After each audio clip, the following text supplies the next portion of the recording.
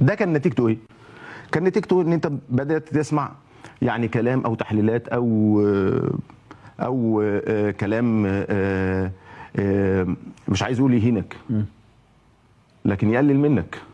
تمام. اما يطلع مسؤول يتكلم على ان الاهلي فاقد اساسيات اللعب، مسؤول من نادي تاني فاقد اساسيات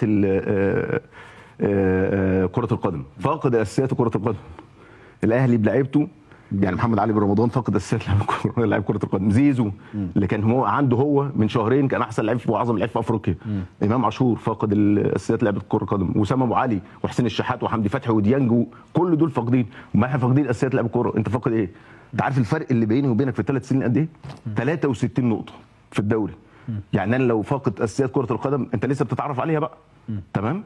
فانت بتتكلم على حاجة يعني خلت اللي يسوى، مش عايز اغلط، مش عايزين نغلط في الناس، لكن بقى الموضوع بقى ده الحاجة الوحيدة اللي تديني ان انا ابقى فاقد اساسيات كرة القدم في الاهلي، ان هو اللي يكون مختار اللعيبة، هو اللي يختار اللعيبة بس.